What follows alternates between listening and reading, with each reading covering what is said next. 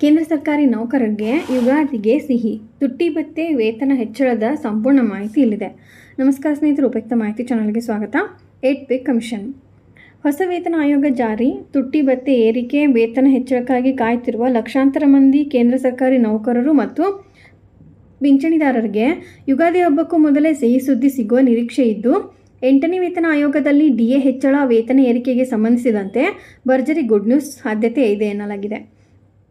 ಹಣಕಾಸು ಸಚಿವಾಲಯದ ಕಾರ್ಮಿಕ ಬ್ಯೂರೋ ಬಿಡುಗಡೆ ಮಾಡುವ ಎಐಸಿಪಿಐ ಐಡಬ್ಲ್ಯೂ ದತ್ತಾಂಶ ತುಟ್ಟಿ ಭತ್ಯೆ ಹೆಚ್ಚಳವನ್ನು ನಿರ್ಧರಿಸಲು ಸಹಾಯಕವಾಗಿದೆ.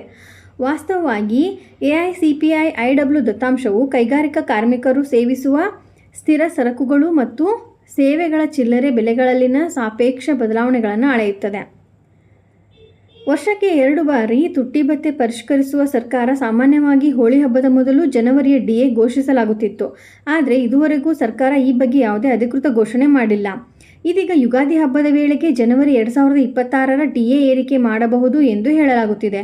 ಮಾರ್ಚ್ 11, 18 ಅಥವಾ 25ರಂದು ಸಚಿವ ಸಂಪುಟ ಸಭೆ ನಡೆಯುವ ಸಾಧ್ಯತೆ ಇದ್ದು, ಈ ಸಭೆಯಲ್ಲಿ ತುಟ್ಟಿ ಭತ್ಯೆ ಹೆಚ್ಚಳದ ಬಗ್ಗೆ ಮಹತ್ವದ ಮಾಹಿತಿ ಹೊರಬೀಳುವ ನಿರೀಕ್ಷೆ ಇದೆ.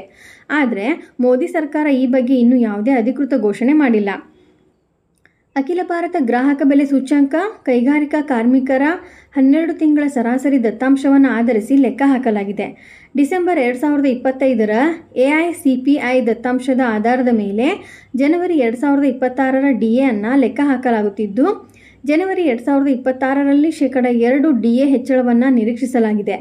ಆದಾಗ್ಯೂ ಸರ್ಕಾರ ಅಧಿಸೂಚನೆ ಹೊರಡಿಸಿದ ನಂತರವೇ ತುಟ್ಟಿ ಭತ್ಯೆ ಏರಿಕೆ ಹಾಗೂ ವೇತನ ಹೆಚ್ಚಳದಲ್ಲಿ ಇದರ ಎಫೆಕ್ಟ್ ಎಷ್ಟೆಂದು ಗೊತ್ತಾಗಲಿದೆ.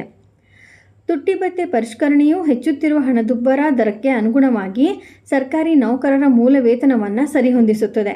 ಸರ್ಕಾರಿ ನೌಕರರು ತಮ್ಮ ಮೂಲ ವೇತನದ ಶೇಕಡಾವಾರು ಪ್ರಮಾಣದಲ್ಲಿ ಡಿಎ ಪಡೆಯುತ್ತಾರೆ. ವೇತನ ಆಯೋಗದ ಉದ್ದಕ್ಕೂ ಮತ್ತು ಮುಂದಿನ ವೇತನ ಆಯೋಗದ ಅನುಷ್ಠಾನದವರೆಗೆ ಉದ್ಯೋಗಿಯ ಮೂಲ ವೇತನವು ಒಂದೇ ಆಗಿರುತ್ತದೆ. ಈ ಅವಧಿಯಲ್ಲಿ ಪ್ರತಿ 6 ತಿಂಗಳಿಗೊಮ್ಮೆ ಹೆಚ್ಚಾಗುವ ಡಿಎ ವೇತನ ಹೆಚ್ಚಳದ ಅತ್ಯಂತ ಪರಿಣಾಮಕಾರಿ ವಿಧಾನಗಳಲ್ಲಿ ಒಂದಾಗಿದೆ. ಪಿಂಚಣಿದಾರರು ಸಹ ಡಿಎಯನ್ನು ಪಡೆಯುತ್ತಾರೆ. ಇದು ವರ್ಷಕ್ಕೆ 2 ಬಾರಿ ಸ್ಥಿರ ಪಿಂಚಣಿ ಹೆಚ್ಚಳವನ್ನು ಖಚಿತಪಡಿಸುತ್ತದೆ. ಇದೇ ರೀತಿ ಮಾಹಿತಿಗಾಗಿ ನಮ್ಮ ಚಾನಲನ್ನು ಸಬ್ಸ್ಕ್ರೈಬ್ ಆಗಿ ಮತ್ತು ಶೇರ್ ಮಾಡಿ. ಧನ್ಯವಾದಗಳು.